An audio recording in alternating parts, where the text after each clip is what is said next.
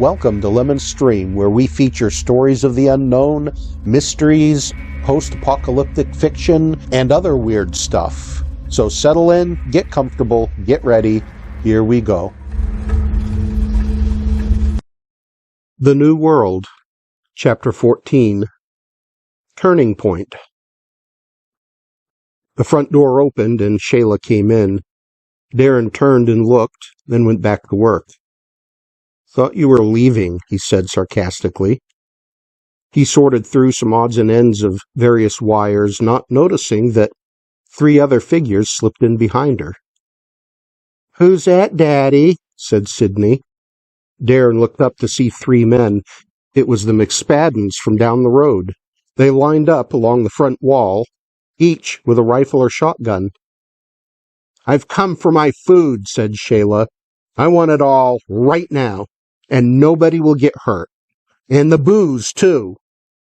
"Shayla," said Darren, "you need to leave. Now." "No!" she shrieked. "No! I want the food. All of it. Right now. Or we start shooting people. Michael, Sandy, get your asses up here and bring the food now." "You need to leave," Darren said. Shayla screamed, cutting Darren's words off. "Now! Now! I told you that you would regret being mean to me. Get the food now! I'm not going to say it again, freak." There was a tense moment as Darren and the McSpaddens stared at each other like some kind of Old West standoff. Darren stepped back as if giving up.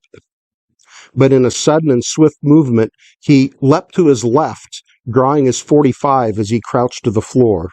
2 shots fired off, and Johnny McSpadden slumped backwards against the wall, then to the floor. Darren pivoted towards Lucas as the other 2 brothers, stunned, lifted their firearms to their shoulders. Lucas fired without aiming as Darren shot him in the chest. Matt McSpadden fired twice at Darren. There was an explosion at the back of the room, and Matt was flung backwards against the wall and fell to the floor, blood spurting from his neck and chest. Darren looked over his shoulder to see Michael standing in the doorway to his bedroom with his 12-gauge at his shoulder. Cautiously, Darren stood up, covering the 3 bodies with his handgun. Michael moved quickly across the room and approached the McSpaddens. They didn't move. "I think they're all dead," Michael said. Darren turned to Shayla, who was curled up in a ball on the floor, whimpering, with her hands over her ears. Suddenly there was a ghastly moan behind him. He turned around. Joe was kneeling at the top of the basement steps, clutching a motionless, bleeding Sydney to her breast. Sylvia ran up to check him. She gasped and touched a wound on the side of his head and started crying. Darren went to Joe and put his arms around her. Sandy was up the stairs now with a rifle in his hands. He looked around at the carnage. "What happened?" he asked. Michael turned to Shayla, who was still whimpering on the floor, and pointed at her. "Her," he said, with barely controlled anger. "It was her. I am going to kill her." "Wait, what?" Sandy asked, confused.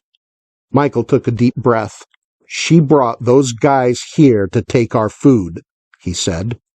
"She got the boy killed. Her." "We need to have a meeting," said Sandy. "Shayla, you're coming with me. Get up off that floor and come." Shayla slowly began to rise, but Sandy grabbed her by her arm and yanked her to her feet. He practically dragged her to the bathroom, shutting her in. "If you open this door," he said, "I'm going to beat the shit out of you." Sandy walked back to the front room. Ma joined him and Michael. "Darren," Sandy said, "we need you over here. I know you have things to deal with there, but we need you for a minute." Darren got up just as Denise came up the steps and joined them. "We need to decide what to do," said Sandy. "What do we do with her?" "We should send her away," said Ma. "Nobody wants her here anymore." "Send her away?" said Michael. So she can find more idiots and do this all over again?" He's got a point, said Denise. She will just find more people and try to steal or take our food again. She knows everything we have and how many of us there are and how many guns we have and how much food we have. She knows everything. And there are probably a lot of people who'd like to use her to get what we have. Then, said Ma, we need to keep her here. Keep her tied up or locked up. Maybe we can change her in time. Gramps said that there was hope for everyone as long as they're still breathing. You see where that got us, said Sandy. We gave her a chance, and now that kid there ain't breathing. Michael cleared his throat. We can't send her away, he said, because she'll just find someone else to take our stuff. And if she stays, we can't watch her 24/7, and she doesn't deserve our time and food anyway. That only leaves one thing. The group was quiet. Then Darren spoke softly. I'll do it. For a few seconds, nobody said anything. Okay, man, said Michael. If you don't want to do it, I will. But it's right for you to do it if you want to. I'll do it, Darren said again. Anyone against it? He looked at the somber faces. Nobody said anything. Darren turned and walked to the back of the house. The group listened as the door to the bathroom opened. They heard Shayla shouting. You can't treat me like this, she yelled. I'm a free person, and you can't keep me locked up in here like an animal. What do you do? She screamed, but the scream was cut short by the crack of a .45. One shot, followed by a dull thump. Nobody said a thing as Darren came back out. He knelt down with his wife and his dead son, embracing her, and lowered his head.